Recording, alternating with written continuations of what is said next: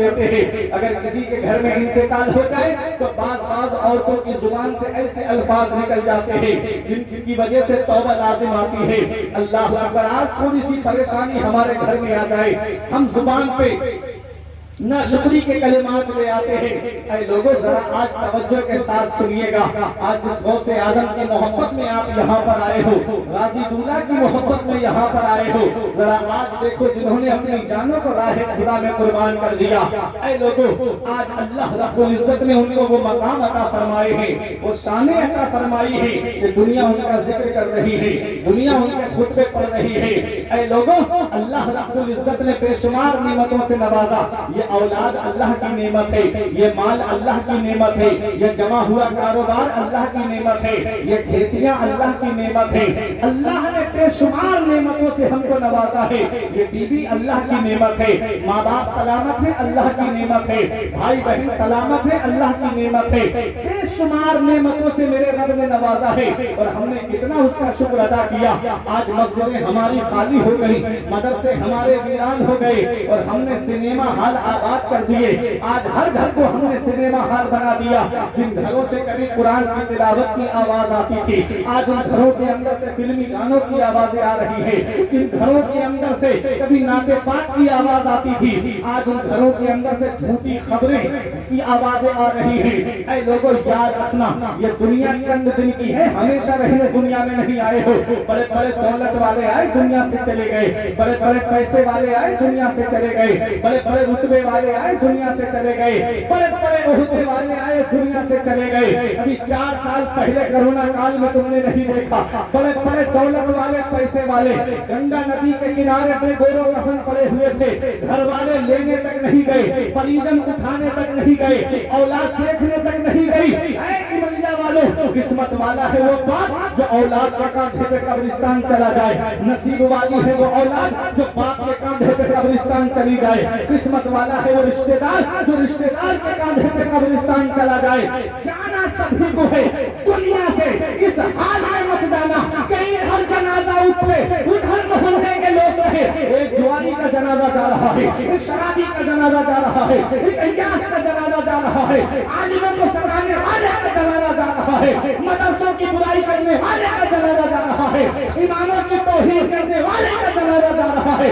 اس حال میں مت جانا, بلکہ اس حال میں جانا کہ ادھر جنازہ اٹھے ادھر عالم صاحب کہہ دے غدار مصطفیٰ کا نہیں وفادار مصطفیٰ کا جنازہ جا رہا ہے, غلام رسول کا جنازہ جا رہا ہے. جب اس حال میں دنیا سے جاؤ گے تو یہی کہو گے یہ نازل انداز ہمارے نہیں ہوتے, دامن میں اگر ٹکڑے تمہارے نہیں ہوتے, بے جان ہی بک جائیے. بازار نبی میں اس شان کے سودے میں خسارے نہیں ہوتے, ملتی نہ اگر بھیک حضور آپ کے در سے اس کھاٹ سے منگوں کے گزارے نہیں ہوتے.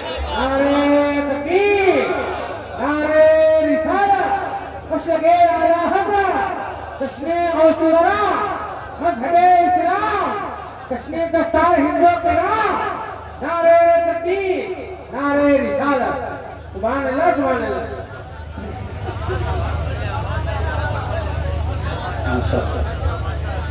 متقی بن کے جاؤ, پرہیزگار بن کے جاؤ. اس حال میں دنیا سے جاؤ کہ ادھر جنازہ اٹھے ادھر عالم صاحب کہتے لحد میں عشق رخ شہ کا داغ لے کے چلے, اندھیری رات سنی تھی چراغ لے کے چلے, تیرے غلاموں کا نقش قدم ہے راہ خدا, وہ کیا کہہ سکے جو یہ سراغ لے کے چلے. متقی بن کے جاؤ, پرہیزگار بن کے دنیا سے جاؤ. بے شمار نعمتوں سے اللہ نے ہم کو نوازا. آج ایک آنسو ہماری آنکھ سے نہیں نکلتا. آج ہم مارکیٹ سے آئیں گے, شام کو دکان سے آئیں گے تو پورے دن کا حساب جوڑیں گے کہ آج اتنا فائدہ ہوا, اتنا نقصان ہوا, اتنے لوگ ادھار لے کر گئے, اتنے نقد لے کر گئے.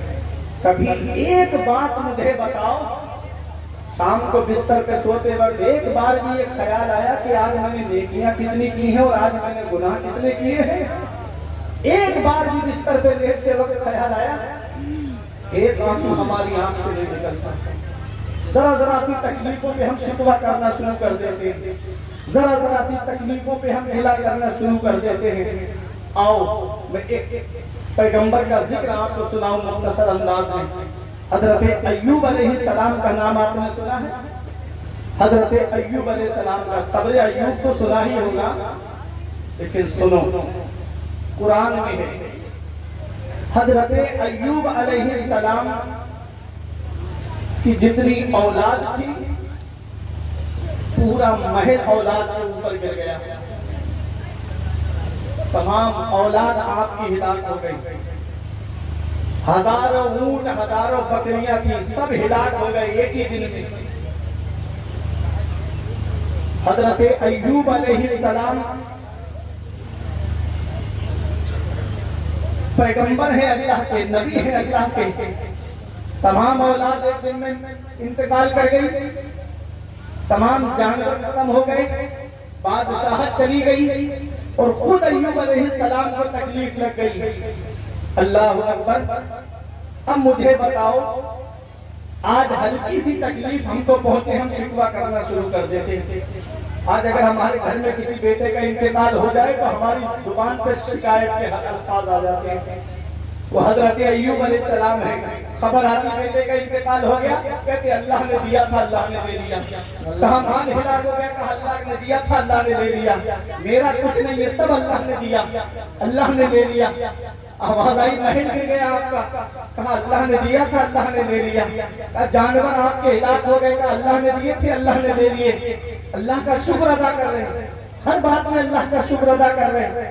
آپ کی بیوی نے جن کا نام حضرت رحمت تھا آئی قریب میں اور آ کر کے کہا اے اللہ کے پیغمبر اولاد دنیا سے چلی گئی، مال و دولت چلی گئے، تمام جانور ہلاک ہو گئے، اے میرے شوہر آپ کچھ بولتے کیوں نہیں؟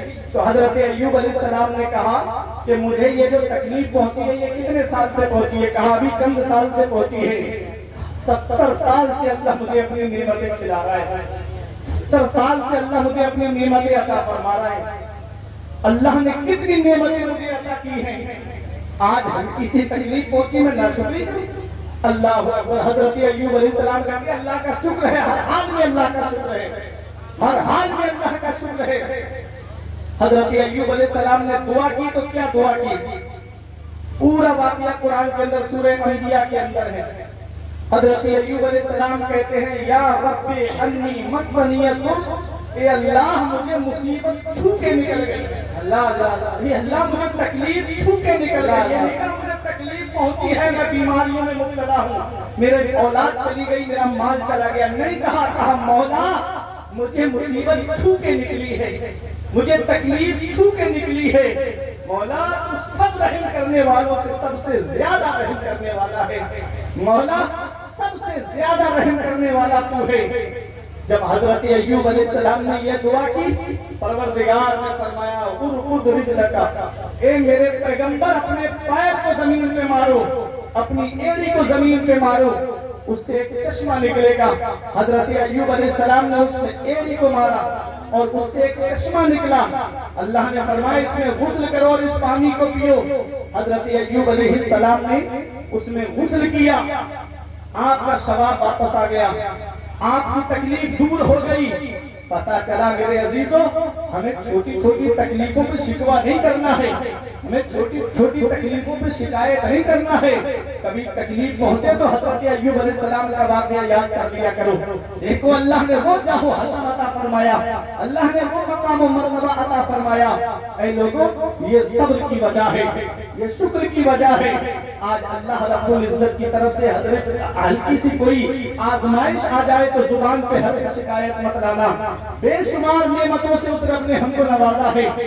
ہاتھ اللہ کی نعمت ہے، یہ کھانے پینے کی غذائیں جو ہم کو مل رہی ہیں یہ اللہ کی نعمت ہے، یہ کاروبار اللہ کی نعمت ہے، یہ اولاد اللہ کی نعمت ہے. بے شمار نعمتوں سے اس رب نے ہم کو نوازا ہے. کبھی آؤ اپنے رب کی بارگاہ میں جھک جاؤ، اپنے رب کی بارگاہ میں آ کر کے سجدے ادا کرو، اس رب کو راضی کر لو. آج جو ہم پریشانیوں کے شکار ہیں اس کی وجہ ہے کہ آج ہمارا رب ہم سے ناراض ہے. میرے عزیزوں اس رب کو راضی کرو، رسول کو راضی کرو، جس سے اللہ راضی اس کا رسول راضی. دنیا میں بھی وہ آرام سے رہتا ہے اور آخرت میں بھی وہ آرام سے رہے گا. آج جس غوث اعظم سے محبت آپ کرتے ہو، سرکار غوث غوث اعظم کی سیرت کو آپ ذرا سنتے ہوئے چلیے گا۔ شیخ سعدی نے گلستہ کے دوسرے باب کی دوسری حکایت میں لکھا کہ صبح کے وقت کوئی کعبے کا گلاس پکڑ کے رو رہا تھا، رونے کی آواز ایسی درد بھری کہ جو بھی آواز سنے وہ بھی روئے۔ رونے والا رو کے کہہ رہا تھا مولا میری نیکیاں اپنی بارگاہ میں قبول فرما دے، مولا میری نیکیاں تیری بارگاہ میں قبول نہیں تو قیامت کے دن مجھ کو نابینا کر کے اٹھانا، قیامت کے دن مجھ کو نابینا کر کے اٹھانا۔ اے لوگوں یہ کون کہہ رہا ہے؟ یہ غوث اعظم کہہ رہے ہیں۔ کسی نے پوچھا او اس طرح رو کے اپنے رب کو منانے والے تیرا نام کیا ہے؟ کہا انا عبد القادر جیلانی، میرا نام عبد القادر جیلانی ہے، میں جیلان سے آیا ہوں۔ کہا یہ کیوں کہہ رہے ہو کہ قیامت کے دن مجھے نابینا کر کے اٹھانا؟ تو غوث اعظم کا جواب سنو، کہتے ہیں قیامت میں اللہ کے نیکوکار بندے ہوں گے، پرہیزگار بندے ہوں گے، انبیاء مرسلین شہداء صالحین ہوں گے، میری نیکیاں رب کی بارگاہ میں قبول نہیں، میں ان کے سامنے شرمندہ ہو جاؤں گا، اس لیے میں کہہ رہا ہوں کہ قیامت کے دن نابینا کر کے اٹھانا۔ یہ کون کہہ رہا ہے؟ یہ وہ غوث اعظم کہہ رہے ہیں جن کے پاس نمازوں کا ثواب بھی ہے، جن کے پاس روزوں کا ثواب بھی ہے، جن کے پاس حج و زکات کا ثواب بھی ہے، جن کے پاس صدقہ و خیرات کا ثواب بھی ہے۔ یہ وہ غوث اعظم کہہ رہے ہیں۔ اے میرے عزیزوں، غوث اعظم کے مرید کا کہنا ہے میں نے اپنے شیخ کو دیکھا، آپ نے 40 سال اس حال میں گزارے ہیں کہ عشاء میں وضو کرتے، پوری رات اسی وضو سے اللہ کی عبادت کرتے اور فجر کی نماز اسی وضو سے آپ ادا فرماتے۔ پتہ چلا 40 سال یہ پیٹھ غوث اعظم کی بستر سے نہیں لگی ہے، انہیں 40 سال میں 15 سال ایسے گزارے کہ آپ ایک پیر زمین پہ رکھتے ایک کھڑا کر لیتے، پوری رات میں ایک قرآن شریف مکمل تلاوت فرما لیا کرتے تھے۔ یہ وہ غوث اعظم کہہ رہے ہیں۔ میرے امام کا شعر مجھے یاد آتا ہے، کریم اپنے کرم کا صدقہ لئی میں بے قدر کو نہ شرما، تو وہ رضا سے حساب لے گا، رضا بھی کوئی حساب میں ہے۔ اٹھا دو پردہ دکھا دو چہرہ کہ نور والی حجاب میں ہے، زمانہ تاریک ہو رہا ہے کہ مہر کب سے نقاب میں ہے۔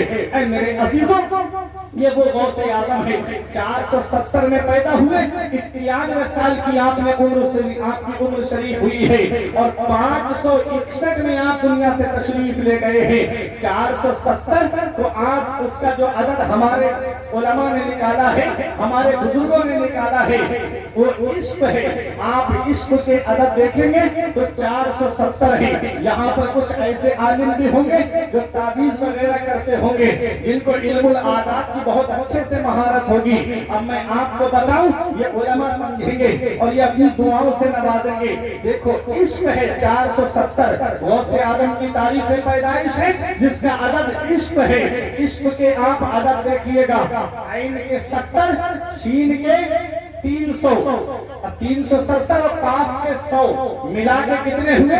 470۔ یہ ہے عشق۔ اور 91 سال کی غوث اعظم کی عمر ہوئی ہے جس کے عدد ہے، جس کا مادہ ہے کمال۔ کمال کے آپ عدد دیکھیں گے تو 91 ہیں، یہ علماء جانتے ہیں۔ قاف کے 20، میم کے 40، الف کا 1 اور لام کے 30 جوڑ کے دیکھ لیجئے گا، ملائیں گے تو 91 بیٹھیں گے۔ اب یہ 91 کو 470 میں آپ ملائیے تو 561 ہوتے ہیں۔ یہی غوث اعظم کی تاریخ مثال ہے۔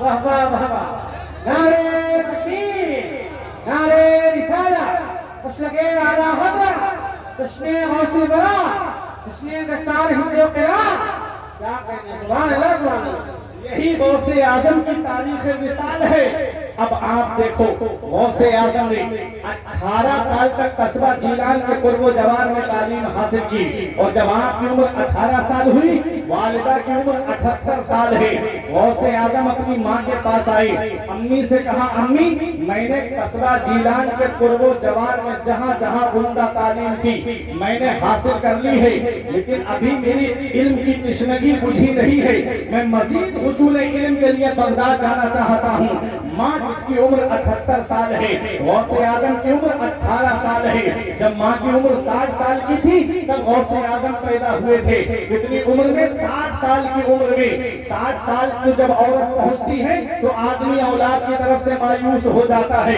وہ اللہ ہے جو ویرانے میں گلشن کھلا دیتا ہے وہ اللہ ہے جو پتھر سے پودا نکال دیتا ہے یخلق ما یشاء وہ اللہ ہے جو چاہتا ہے وہ پیدا فرماتا ہے یہب لمن یشاء اناثا و یہب لمن یشاء الذکور وہ اللہ ہے جو چاہتا ہے وہ پیدا فرماتا ہے اللہ جسے چاہتا ہے اسے بیٹیاں عطا فرماتا ہے اللہ جسے چاہتا ہے اسے بیٹے عطا فرماتا ہے اور یزوجہم ذکرانا و اناثا اور اللہ جسے چاہتا ہے اسے بیٹے اور بیٹیاں دونوں عطا فرماتا ہے وَيَجْعَلُ مَن يَشَاءُ عَقِيمًا اور اللہ جسے چاہتا ہے اسے باندھ بنا دیتا ہے سب اللہ کے دست قدرت میں ہے اور سے آدم کی عمر 18 سال ماں کی عمر 78 سال اس عمر پہ جب ماں باپ پہنچ جائیں تو سوچو انہیں اولاد کی سپورٹ کی کتنی ضرورت ہوتی ہے اولاد کے سہارے کی کتنی ضرورت ہوتی ہے وہ غوث آدم کی والدہ ہیں جنہوں نے یہ نہیں کہا میرے لال تو میرے احسان بھول گیا میں نے 9 مہینے تجھے اپنے شکم میں رکھا تیرے کوچ کو اٹھایا میرے لال میں نے تجھے جنم دیا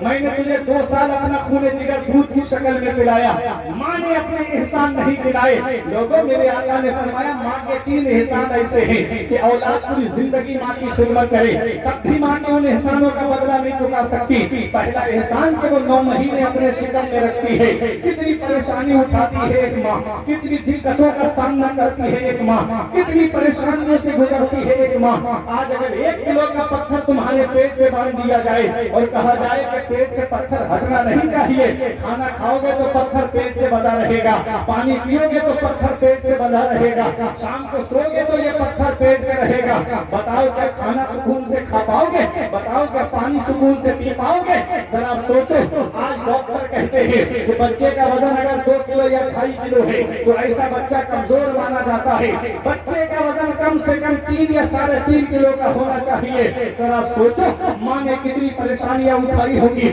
کیسے ہمارا بوجھ لے کے گھر کا کام کیا ہوگا کیسے گھر کے کام کاج کو ہاتھ لگایا ہوگا آج ہم ماں کی قربانیاں بھول گئے آج ہم باپ کے احسانوں کو بھول گئے وہ ماں جس نے راتوں میں بیٹھ کر کے ہمارے سرہانے راتیں گزاری وہ باپ جس نے ہمارے سرہانے بیٹھ کر کے راتیں گزاری نعرے تکبیر نعرے رسالت خوش لگے اعلیٰ حضرت جشن غوث برا شاعر ہندوستان غلام غوث غزالی بریلوی شریف نعرے تکبیر نعرے رسالت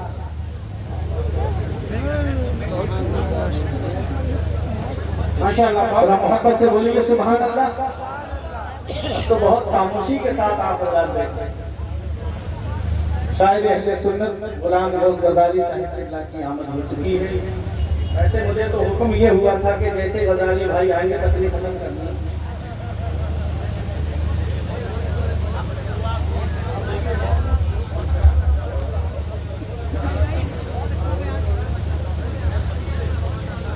کیا تھوڑا قریب میں آ جائیں گے جو عزیز ہمارے جنت میں جگہ خالی ہے تھوڑا قریب میں آ جائیں ارے کرسی چھوڑ دو اس کرسی کی ضرورت نہیں ہے ہم آئے تو کرسی والے آئیے تھوڑا قریب میں آئیے ارے ابھی آلے رسول کی آمد ہوگی تھوڑا قریب میں آئیے میں پہلی بار نہیں آیا ہوں نامتارا علاقے میں سب کے چہرے بھی جانتا ہوں سب سے واقف بھی ہوں ماشاءاللہ بہت اچھے لوگ ہیں آپ حضرات ذرا سنیے گا اصل میں ان کی وجہ ہے نا یہ جو ہے نا دور سے دیکھ کر کے چہرہ دیکھ کر کے یہ قوم اگر سیٹ سے لگی ہوئی ہوتی تو مطمئن خراب نہ ہوگا اللہ اپنے سلیم عطا فرمائے محبت سے درود پاک پڑھیں اللہم صلی علی سیدنا و مولانا محمد و بارک وسلم صلاۃ و سلام علیک یا رسول اللہ صلی اللہ تعالی علیہ وسلم بڑی محنت کی ہے شہزاد بھائی کیسے یہ پروگرام ہو رہا ہے کس موقع پہ سب جانتے ہیں یہ شہزاد بھائی کی محنت و کاوش کا ثمرہ ہے اور یہ فیضان غازی ہے